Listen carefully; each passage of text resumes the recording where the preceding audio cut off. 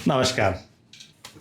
तो आज इस गीता दर्शन यात्रा में आगे बढ़ने का प्रयास करते हैं। अब अर्जुन की बात और गहरी हो रही। अब वो सिर्फ कांप नहीं रहा, अब वो सिर्फ शारीरिक कोलैप्स में नहीं है, अब वो इंटरप्रिटेशन कर रहा है। अब वो अपनी स्थिति को, अपनी मनस्थिति को, अपनी परिस्थिति को कोई मीनिंग दे रहा है। वो कहता है, हे केशव, मुझे सब कुछ उल्टा दिखाई दे रहा है। मुझे शुभ के संकेत नहीं प्राप्त हो रहे। मुझे इस युद्ध में अपने लोगों को मारकर कोई कल्याण नजर नहीं आता। मैं जीत नहीं चाहता, मैं राज्य नहीं चाहता, मैं भोग नहीं चाहता, मैं जीवन तक को इस रूप में नहीं चाहता। जरा रुक कर इस टोन को महसूस करने का प्रयास कीजिए।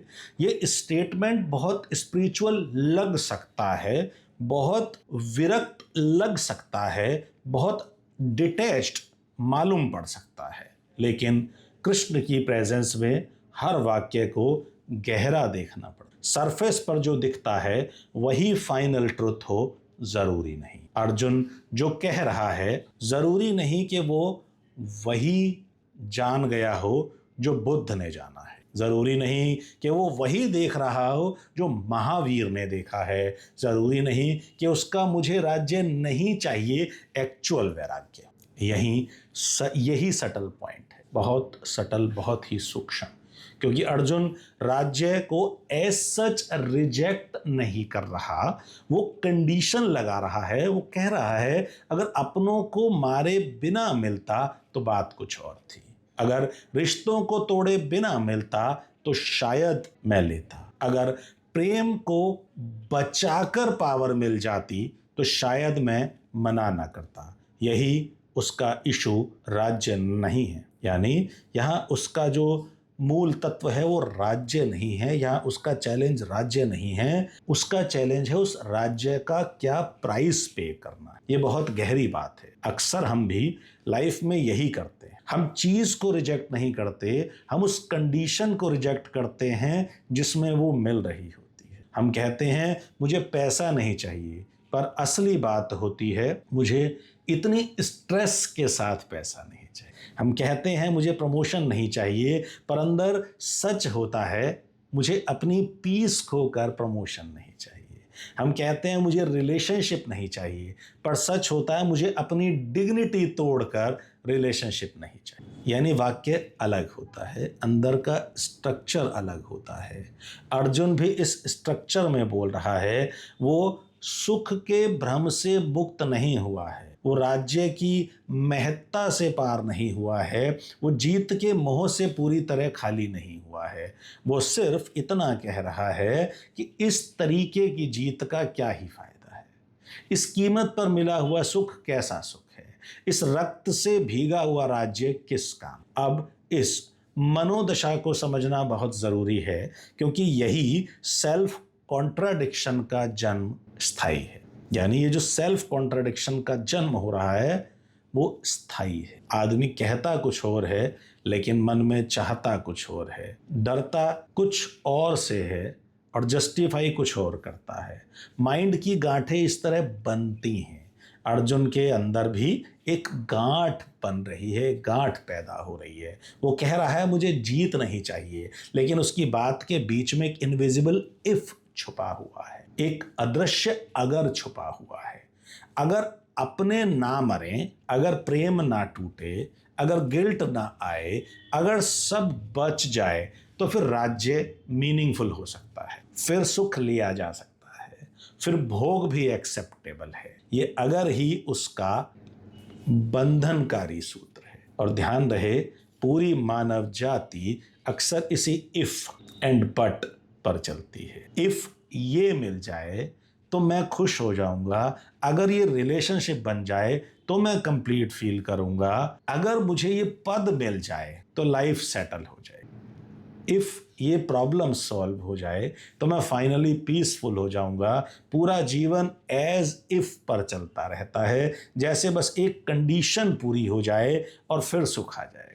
और ना वो कंडीशन पूरी होगी और ना वो सुख आएगा। और अगर वो कंडीशन पूरी हो भी जाए सुख तब भी नहीं आएगा, क्योंकि सुख अंदर से आना है और हम कंडीशनों पे ढूंढ रहे हैं। और बात यह है कि जितने भी ये पॉजिटिव इमोशन है वो अनकंडीशनल होते हैं। Love is love only when it is unconditional, peace is peace only when it is unconditional. क्योंकि कंडीशनों पे मिला हुआ सत्य तो उस कंडीशन पे टिका हुआ है, कंडीशन से मिला हुआ प्यार उस कंडीशन पे टिका हुआ है, कंडीशन से मिला हुआ सुख शांति वो उस कंडीशन पे टिकी है। जैसे ही वो कंडीशन फुलफिल नहीं होगी सब हवा हो जाएगा।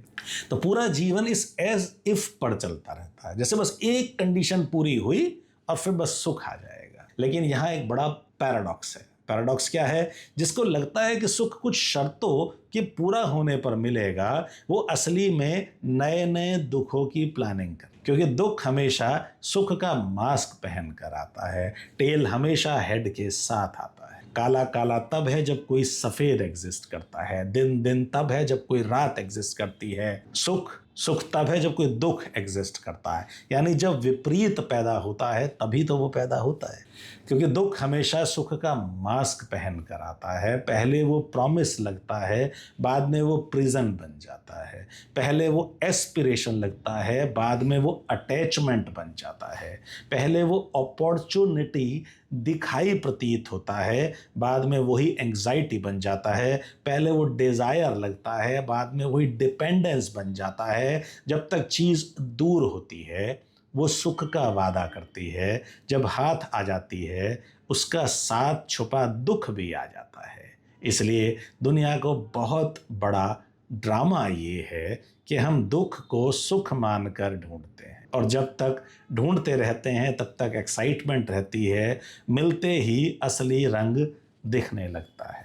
मैं एक लाइन कई बार कहता हूँ कि पाने के बाद हर चीज़ व्यर्थ है। जब तक कोई चीज़ ना मिले तभी तक उस चीज़ की एक्साइटमेंट होती है, मिलते ही वो चीज़ ख़त्म हो जाती है। अर्जुन अभी उस जगह तक नहीं पहुंचा जहां वो कहे राज्य में सुख कहाँ, भोग में तृप्ति कहाँ, सत्ता में शांति कहाँ, जीत में पूर्णता कहाँ। नहीं, वो अभी इतना रेडिकल नहीं हुआ है, वो अभी इतना क्लीन नहीं हुआ है, वो अभी इतना अनकंडीशनल नहीं हुआ है। वो अभी कंडीशनल जोन में है, और यही उसकी प्रॉब्लम, यही उसकी ह्यूमैनिटी है, यही उसका कंफ्यूजन है। बुद्ध जब छोड़ते हैं तो चीज को एज सच देख कर छोड़ते हैं, जैसी जहां है। महावीर जब मुक्त होते हैं तो उनके छोड़ने में शर्त नहीं होती। उनका वाक्य होता है राज्य व्यर्थ है, भोग व्यर्थ है, प्रायोजन भीतर नहीं बाहर। लेकिन अर्जुन का वाक्य वैसा नहीं है। उसका वाक्य है इस फॉर्म में नहीं चाहिए, इस कॉस्ट पर नहीं चाहिए, इस दर्द के साथ नहीं चाहिए। ये डिफरेंस छोटा नहीं है, ये पूरे डायलॉग का एक्सेस है। इसलिए कृष्ण को उसके साथ बहुत श्रम करना पड़ेगा, बहुत पेशेंटली, बहुत लेयर बाय लेयर चलना पड़ेगा, क्योंकि अर्जुन का माइंड सेल्फ कॉन्ट्राडिक्टरी है। वो जिसको धक्का दे रहा है अंदर ही अंदर उसी को पकड़ के रखे हुए है, वो जिसे बचना चाहता है उसी को किसी और फॉर्म में चाहता भी है। और ये सिर्फ अर्जुन की कहानी नहीं, ये हम सब की कहानी है। हम एक हाथ से कहते हैं मुझे सिंप्लिसिटी चाहिए, दूसरे हाथ से कॉम्प्लेक्सिटी कलेक्ट करते हैं।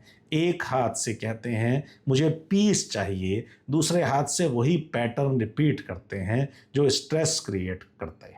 एक हाथ से कहते हैं मुझे सच्चा प्रेम चाहिए, दूसरे हाथ से कंट्रोल, इनसिक्योरिटी, पॉजेसिवनेस छोड़ते नहीं। एक कदम भगवान की तरफ, एक कदम तुरंत बाजार की तरफ, एक कदम सरेंडर की तरफ, एक कदम तुरंत ईगो की तरफ, एक पल वैराग्य तो दूसरे पल भोग की प्लानिंग। यही इनर ब्लॉक कार्ट है। दोनों तरफ बैल जुते हुए हैं, गाड़ी आगे कैसे बढ़ेगी। अर्जुन का माइंड भी ऐसा ही। एक बैल कहता है सुख है, जीत है, राज्य है, जाना चाहिए। दूसरा कहता है अपने मर जाएंगे, रुक जाओ। एक डायरेक्शन पुल कर रही है एम्बिशन, दूसरी डायरेक्शन पुल कर रही है अटैचमेंट, और बीच में व्यक्ति फंस जाता है।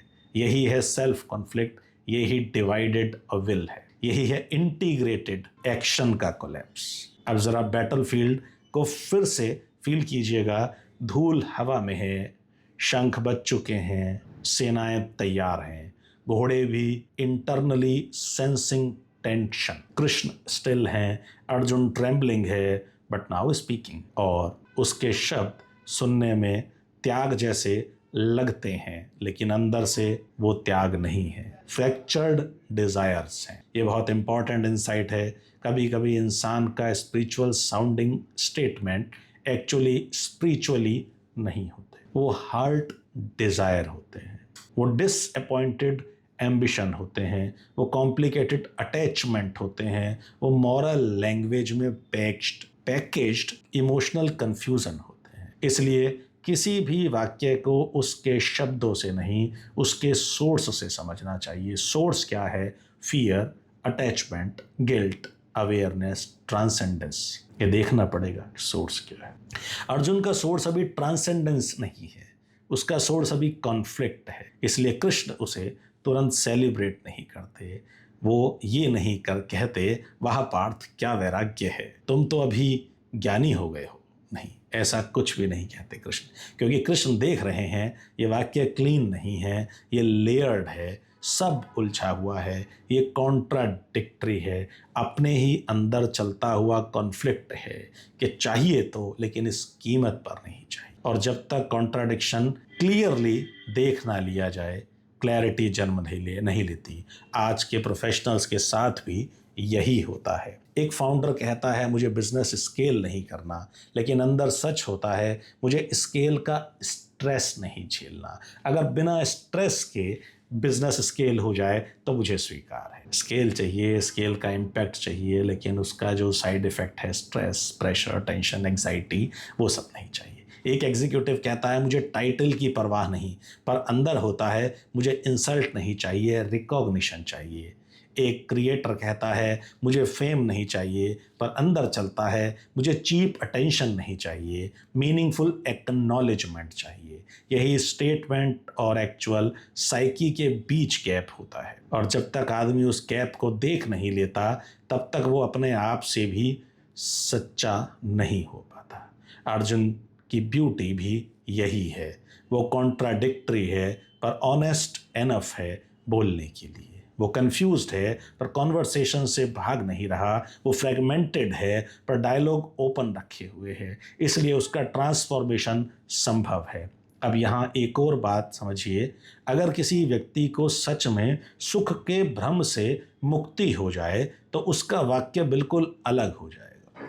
फिर वो नहीं कहता इस तरह का सुख नहीं चाहिए, फिर वो कहता है इस जगत में जो सुख कहा जा रहा है उसको उसका स्वभाव जो है वो क्षणिक है, उसमें तृप्ति का प्रॉमिस ही फील नहीं होता। फिर कंडीशन गिर जाती है, फिर इफ, बट, अगर, किंतु, परंतु, चिंतु मिट जाते हैं, फिर वाक्य प्योर हो जाता है। अर्जुन अभी वहाँ नहीं है, वो अभी इफ में जी रहा है, और इफ ही बॉन्डेज है। इफ ये हो जाए तो मैं खुश, अगर वो हो जाए तो मैं दुखी। यही हैप्पीनेस आउटसोर्स्ड है। पीस कंडीशनल है, मीनिंग डिपेंडेंट है, और जो चीज़ शर्तों पर टिकती है वो कभी स्टेबल नहीं होती। यही मन की गांठ है। इसलिए कृष्ण को उसके पूरे सेल्फ कॉन्ट्राडिक्टरी स्ट्रक्चर को खोलना पड़ेगा। उसको दिखाना है कि वो जिसे मन कर रहा है, अंदर वही चाह भी रहा है।